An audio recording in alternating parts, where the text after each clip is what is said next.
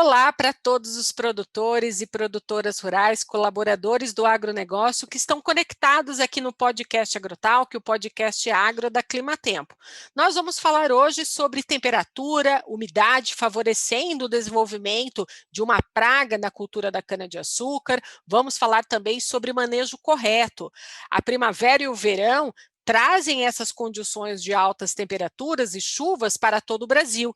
E são nessas circunstâncias que a cana-de-açúcar desenvolve algumas pragas. E para falar um pouco para a gente sobre essa praga chamada broca da cana e sobre o manejo correto, eu convidei hoje o Christian Menegatti, que ele é gerente de cultura da FMC.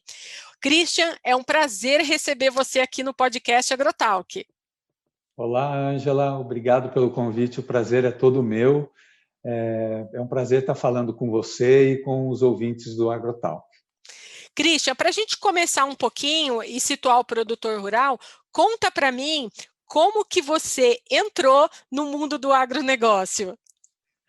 Bom, Ângela, eu sou de Piracicaba, né? E a vida toda eu morei aqui, continuo morando aqui ainda, sou apaixonado pela cidade e desde os meus tempos de infância eu sempre frequentei a escola Luiz Queiroz, né? Só que eu ia lá para brincar. Eu gostava muito de lá, ia lá para passear, andar de bicicleta, soltar papagaio. Era um tempo que a escola era mais aberta. E aí eu falei, poxa, quando eu crescer, eu quero estudar aqui, né? E foi assim. Aí eu me formei, passei no vestibular e acabei entrando e foi a entrada para mim para o agro. Que bacana. Então, vamos entrar nesse assunto da broca da cana, que eu sei que é uma dor de cabeça hoje para o produtor rural, e principalmente nessa época do ano, onde a gente tem altas temperaturas, a gente tem muita umidade espalhada e tem calor, né? São ambientes propícios para o desenvolvimento dessa praga. Você, com a sua experiência de estar visitando os campos e também as usinas de cana-de-açúcar, conta um pouco para a gente sobre a broca da cana. Ângela, assim, essa época do ano, né, a partir aí do mês de outubro, novembro, com a regularidade das chuvas, né, são condições ideais para o desenvolvimento dos vegetais, tanto que plantio de soja, plantio de milho, plantio das grandes culturas, elas começam nessa época do ano. Mas também não é bom só para os vegetais, né?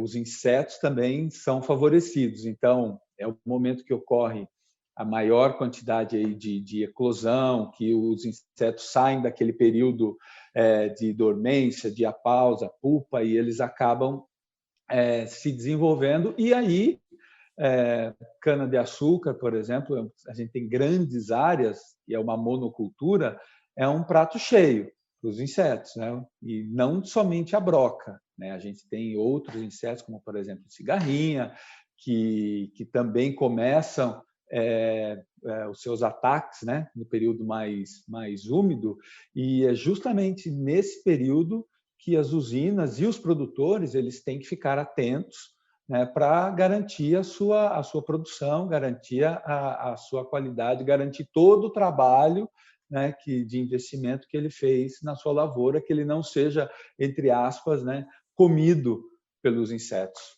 Uhum. É uma doença bastante conhecida pelos produtores de cana, né, Christian?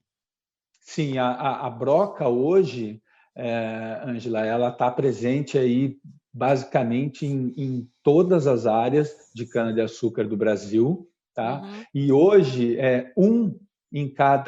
sete em cada 10 hectares de cana hoje, ou seja, 70% é feito algum tipo de controle para a broca, seja ele químico ou biológico, né? Devido a grande o quanto que ela está tão disseminada devido à sua disseminação hoje, né? Cerca de 70% das áreas de cana hoje recebe algum tipo de controle.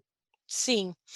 Então, vamos falar como que o produtor pode fazer para ele se livrar dessa praga em dias quentes e úmidos? O que que ele pode fazer para pelo menos diminuir a incidência do desenvolvimento dessa praga em épocas onde a temperatura e a umidade está bastante elevada?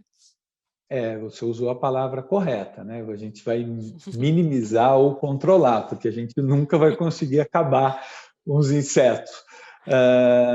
Acho que o ponto principal, Angela, o primeiro é o monitoramento, né? Ele tem que primeiro conhecer na sua área o que ele tem e quanto que ele tem, no caso específico aqui da nossa conversa hoje, da broca. Então, hoje existem diversas maneiras de fazer esse tipo de monitoramento, seja ele indo a campo entre aspas, abrindo a cana e procurando as formas dos insetos lá dentro, seja adultos, seja as broquinhas, né, as larvas, ou então com instalação de armadilhas.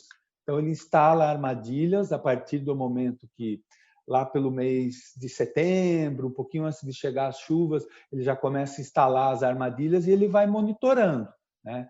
A partir do momento que ele encontrar formas adultas nas armadilhas, ele já tem que começar a se preparar para fazer o controle, né? E aí o segundo passo para que ele faça esse manejo correto é o uso do produto correto, né? Então, Sim. ele tem que procurar. Hoje nós temos algumas opções no mercado, a FMC é líder no controle de broca hoje, com o nosso produto chamado AltaCore. Então, assim, a escolha de um produto correto, né, um produto que seja eficiente e que principalmente seja seletivo. Por que a importância de ser seletivo, Ângela? Eu vou te dar um dado: cerca de 80% do controle da broca é feito naturalmente através de inimigos naturais, como formiga, como cigarrinha, como tesourinha e outras vespas que controlam a broca de maneira natural. Então, o produto que a gente vai usar para controlar, ele não pode, entre aspas, controlar esses inimigos naturais também. Eles nos ajudam. Então, a importância de usar um produto seletivo, assim como o AltaCore, é assim, ponto importante para ter sucesso nesse manejo, né? Entendi. Então, quer dizer que essa seletividade faz parte também aí de um ponto específico para você usar o defensivo dentro do campo. Isso é importante, porque você tem os inimigos naturais como aliado, né? Então, assim, se você usa um produto, por exemplo, que ele, entre aspas, mata tudo, a broca, ele pode ser não, ele não é interessante. Essa ajuda você está abrindo mão e ela está lá de graça para você, digamos assim, né? Então, quando você passa a usar produtos seletivos, né, e os produtos mais modernos, eles são seletivos, né? Hoje, dando um exemplo, por exemplo, o piretroide que a gente usa na nossa casa para formiga, para barata, ele mata tudo, né? E existem piretróides também que são aplicados para controlar a broca. Isso não é interessante para nós, né? Então, a gente tem produtos específicos que vão controlar aquela praga. O restante você usa como um aliado para o seu controle, para o que nós chamamos de manejo. Até porque a gente pode usar, junto com o inseticida, AltaCore, por exemplo, você pode usar um inimigo biológico. No passado, usava-se, no passado não, né? Ainda usa-se bastante a cotésia.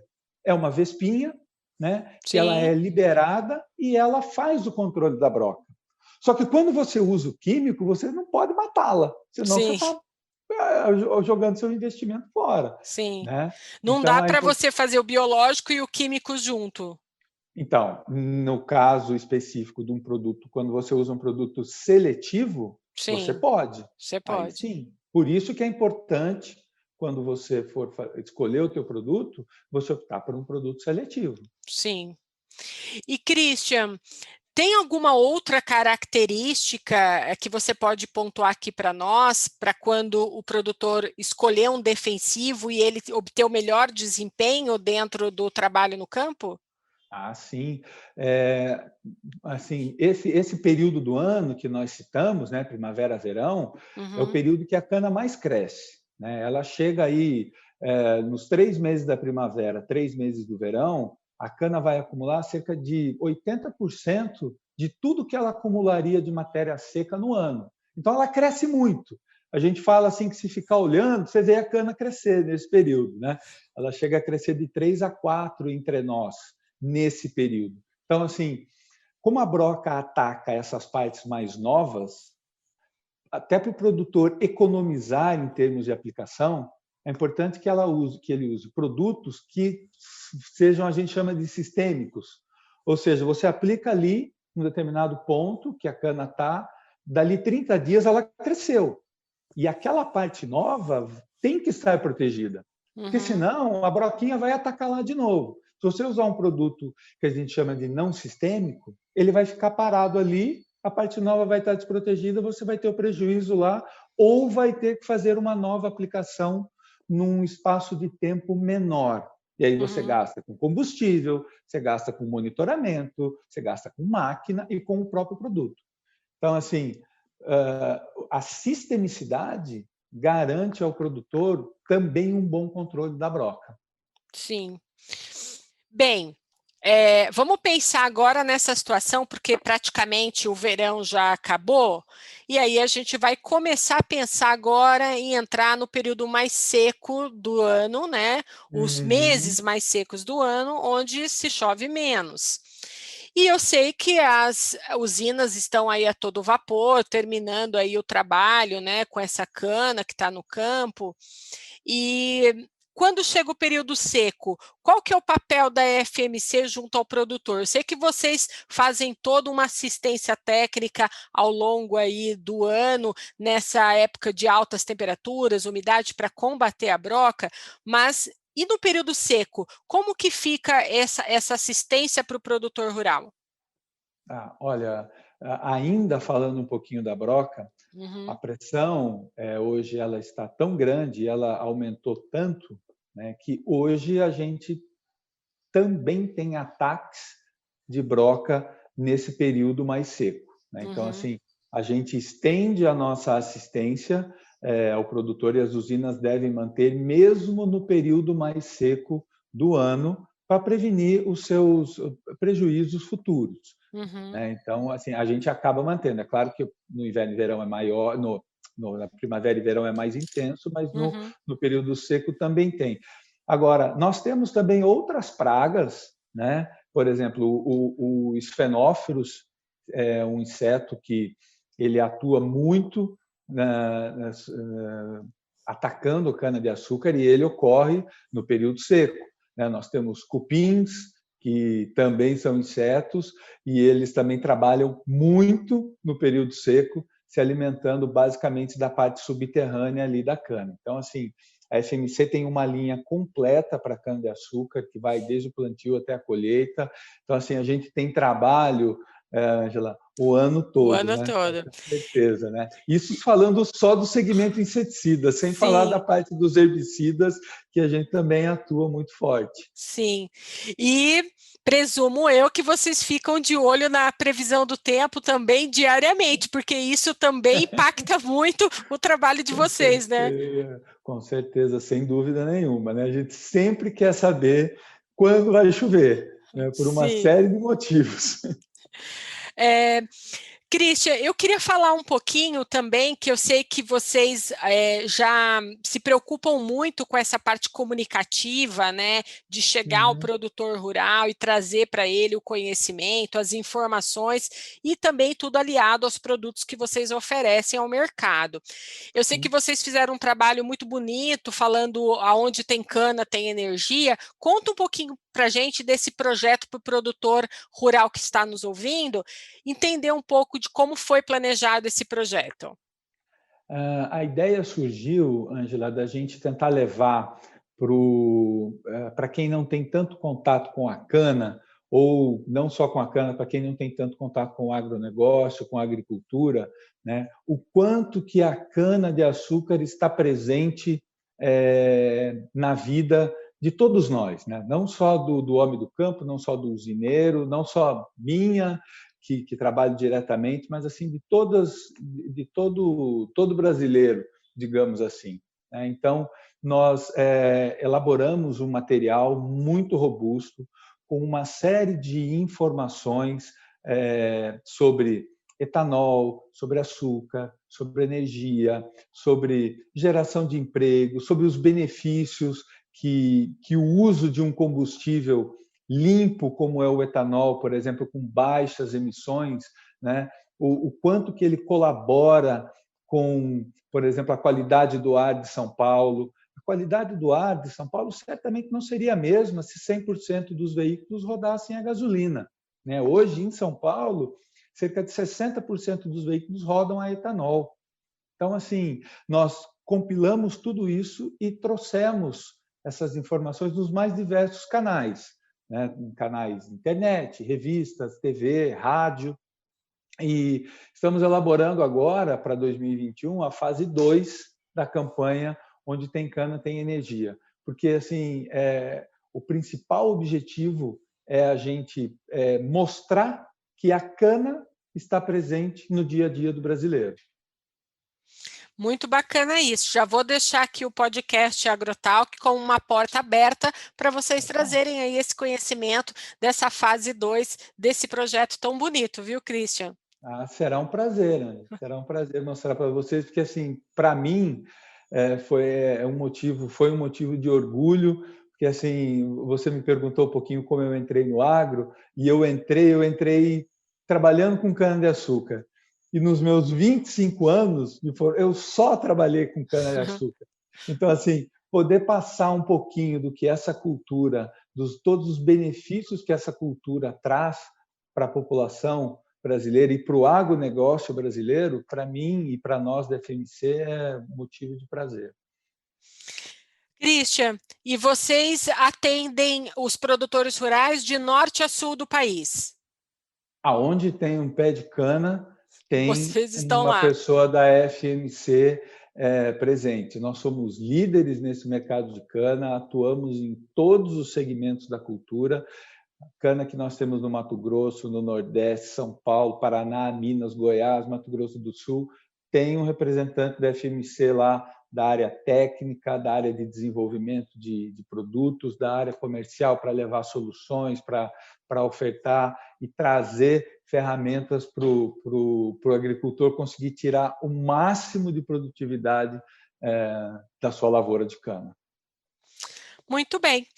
Olha, Christian, esse nosso bate-papo aqui foi muito bacana no podcast Agrotalk, adorei receber você aqui, espero que você retorne aqui ao podcast quantas vezes você precisar, trazendo para a gente aí novidades desse mundo aí da cana-de-açúcar.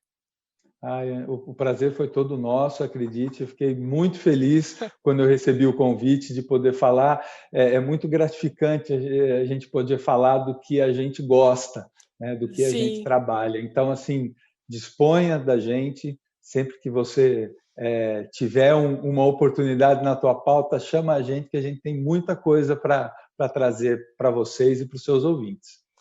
Muito obrigada, Christian. Eu vejo você então numa outra oportunidade, viu? Até a próxima. Com certeza, até a próxima, um abraço a todos. Até.